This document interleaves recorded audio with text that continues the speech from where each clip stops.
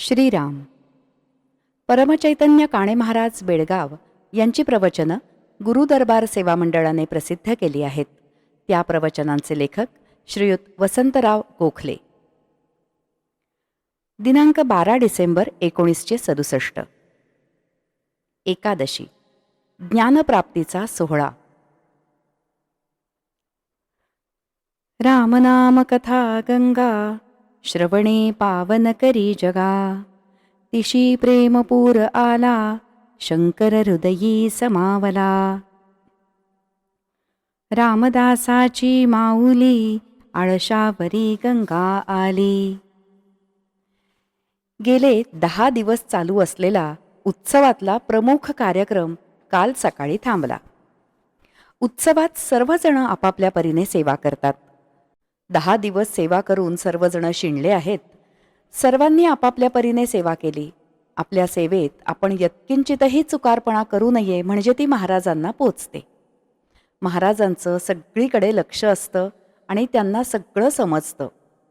तेव्हा सेवेने आणि नामाच्या तपाने तप्त झाले पाहिजे, म्हणजे कृपेची भाकरी खायला मिळेल. तवा तापला म्हणजेच जशी भाकरी तयार होते, तसंच इथेही आहे. इथे देह हा तवाच आहे. तो नामतपाने तापवायचा, म्हणजे कृपाप्रसादाची भाकरी मिळते. सेवेने आणि नामाने सद्गुरू प्रसन्न झाले पाहिजेत. तोपर्यंत अखंड सेवाच हवी. प्रसन्न झाल्यावर मग सद्गुरू भा म्हणजे माया आणि करी म्हणजे हातात घेऊन देतात. केवळ सद्गुरू कृपेनेच माया हातात येते, स्वाधीन होते.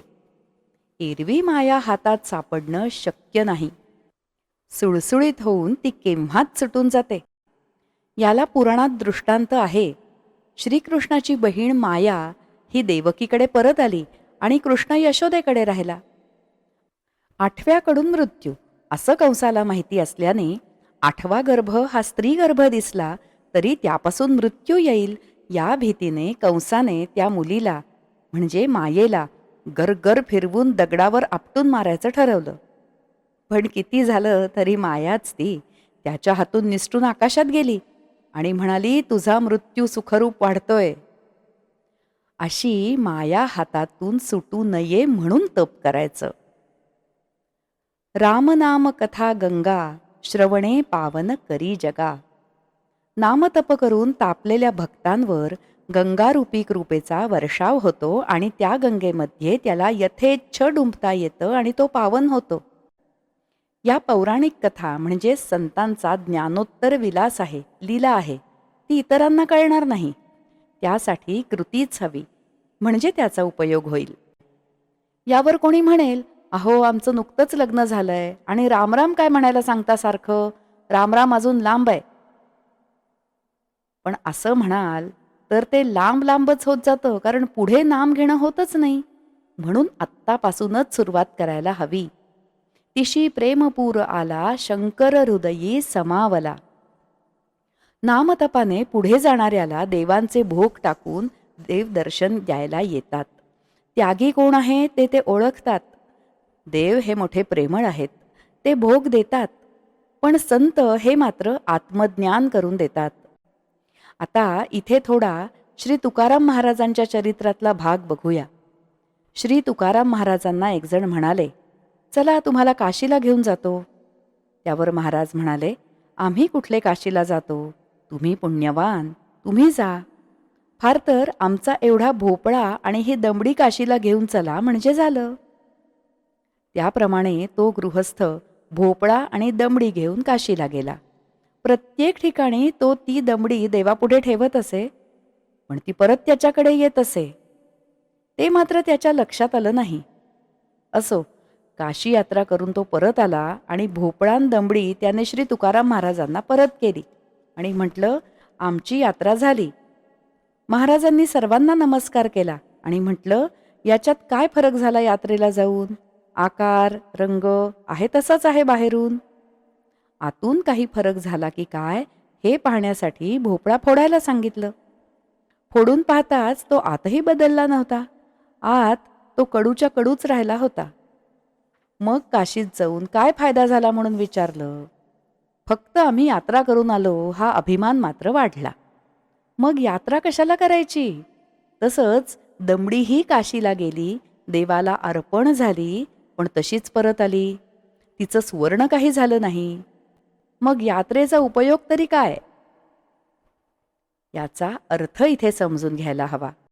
भोपळा याचा अर्थ देह असा घ्यायचा. दुसरा भोपळा याचा अर्थ असा की भो म्हणजे अहो आणि देहभावापासून पळा असे सुचवायचंय. तसंच दमडी का दिली? तर देहभावाला दमडीप्रमाणे म्हणजे अगदी तुच्छ लेखलं तरच उपयोग होईल. नाहीतर सगळीकडे देहभाव अर्पण केला तरी पुन्हा आपला परत आलाच. तसं नको व्हायला. देहभाव खरा अर्पण झाला तरच त्याचं सुवर्ण होईल. आत्मस्वरूपात तो सामावला जाईल. त्यासाठी नामात चुकारपणा मुळीच करू नये. सतत रोमारोमातून नाम यायला हवं, म्हणजे मग कृपागंगा वर्षाव करील. रामदासाची माऊली आळशावरी गंगा आली. कृपेचा वर्षाव सर्वांवर सारखा होतो. विशेषतः आळशांना जास्त उपयोग होतो. पण आळशी नामात नव्हे, व्यवहारात संसारात चुकारपणा एक वेळ चालेल. कर्म चुकवलं तर फायदाच होईल एखाद्या वेळेस, पण नामात चुकारपणा बिलकुल उपयोगी नाही. पृथ्वीच्या नकाशात भारतवर्ष हा हृदयाच्या ठिकाणी दिसतो आणि भारतवर्षात महाराष्ट्र हा हृदयाच्या ठिकाणी आहे. तेव्हा हेच पृथ्वीचे हृदय. म्हणून भारतात परमार्थ विचार जास्त, कारण हृदयातच परमार्थ विचार जास्त प्रमाणात येतात. आकाशतत्व हृदयातच असतं. पंचभूतांचे 5 विषय आणि 5 गुण या देहात असतात. तसंच सप्तधातू आणि सप्तलोकही देहातच असतात. सप्तधातूंचे गुण शांती, दया, क्षमा इत्यादी होत. पाप, अधर्म यांनी पृथ्वीच्या पोटातली उष्णता वाढते आणि हे सप्तधातू तापतात. सर्व नाड्या शुष्क होतात आणि त्या धातूंची तापून झालेली वाफ उद्रेक होऊन बाहेर पडते. तसंच भूकंपाच्या वेळीही होतं. देहातही तापट विचारामुळेच शेवटी उद्रेक होतो आणि रोग निर्माण होतो. रक्त तप्त झालं तर कामात क्रोधोभिजायते अशी अवस्था होऊन क्रोध, संमोह, स्मृतिभ्रंश आणि विनाश अशी परंपरा प्राप्त होते. यासाठी नामाचा विसर होऊ द्यायचा नाही. असं अखंड नाम केल्याने सद्गुरु कृपा प्राप्त होते आणि स्मृती आणि विस्मृती पलीकडची भाव अवस्था प्राप्त होते. त्याला तृष्णी भाव असं म्हणतात. त्या अवस्थेत सगळं ज्ञान प्राप्त होतं. पूर्वीच्या काळी हे ज्ञान सद्गुरू मस्तकावर हात ठेवूनच प्राप्त करून देत असत. तेच शिक्षक असत. त्या काळी गुरुकुलांची पद्धत होती. वेदविद्या प्राप्त करून घेण्यासाठी शिक्षा शिकावी लागते. परंतु सद्गुरु कृपेने मूळ जो ओंकार अक्षर स्वरूप त्याचीच ओळख सत्शिष्याला होत असते आणि त्या योगे सर्व सप्तलोकांचं ब्रह्मांडांचं ज्ञान त्याला पिंडात होत असतं. हल्लीच्या काळी नुसतं डोक्यावर हात ठेवून ज्ञान होतं यावर कोणाचा विश्वास नाही. जीव हा योनीतून प्रवेश करतो, पण प्राण हा ब्रह्मरंध्रातूनच प्रवेश करतो, म्हणून डोक्यावरच हात ठेवायचा. सद्गुरू प्रसन्न झाले की शिष्याच्या डोक्यावर हात ठेवून ते असं ज्ञान करून देतात.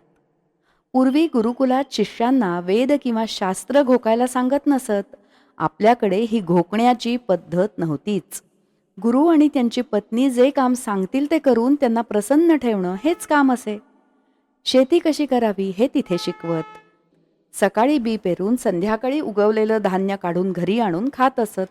असं सामर्थ्य त्यावेळच्या लोकांच्यात असे. पर्जन्य हवा तेवढा हवा तेव्हा पाडता येत असे.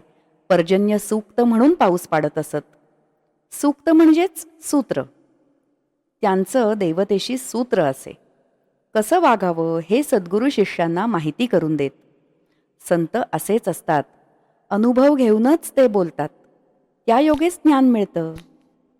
संत नामाशिवाय काही सांगतच नाहीत. तेव्हा त्यांनी दिलेल्या नामाचीच साठवण करा. सदैव ते नाम घ्या. त्यात आळस नको.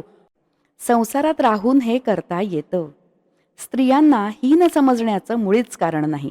स्त्री म्हणजे माया आणि तीच शक्ती आहे. तिची आवश्यकता आहे. तिला वामा म्हणतात. वामा म्हणजे कामा. डावी बाजू त्यासाठी आहे आणि उजवी बाजू कर्ममार्गाची आहे. म्हणून कर्माच्या वेळी स्त्री ही उजव्या हाताला स्पर्श करते. आपल्याकडे सर्व कर्मात स्त्रीने उजव्या हाताला स्पर्श करावा असं सांगितलंय. त्यामागची भूमिका मोठी आहे. स्त्री हीच पुरुषाची शक्ती असते. शक्ती वाचून कार्यच नाही. डाव्याचा कंट्रोल हा उजवीकडे असतो. सालंकृत सुवर्णकंकणयुक्त हाताने स्त्री पुरुषाच्या उजव्या हाताला स्पर्श करते. त्या आत्मसुवर्णाकडे लक्ष जाऊ द्या, मायेकडे पाहू नका, म्हणजे त्यात लिप्त न होता भोग घ्या म्हणजे सत्य कळेल असं यात सुचवलं आहे. काम हा जगात जरूरच आहे. तो नसेल तर उत्पत्ती होईल कुठून आणि जगाचा विस्तार कसा होईल?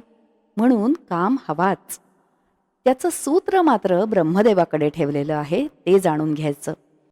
नामामध्ये सदैव राहणारा, रामनामकथेमध्ये गुंगणारा असतो तो पुण्यवान, तोच गंगेत बुडी मारतो.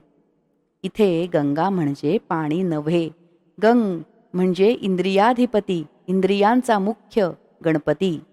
त्यालाच आपण ब्रह्म असं म्हणतो. त्या गणपतीचं ध्यान करणारा, नाम गाणारा हा ज्ञानगंगेत बुडी मारतो. तोच ज्ञानप्राप्तीचा सोहळा भोगतो. सोहमला विसरू नका, म्हणजे नामाला विसरू नका, तरच ज्ञानगंगा प्राप्त होईल, त्यात डुंबता येईल. म्हणून नामात मुळीच आळस करू नका. अखंड नामच घ्या आणि सद्गुरु कृपा गंगा मिळवा. जानकी जीवन स्मरण जय जय राम.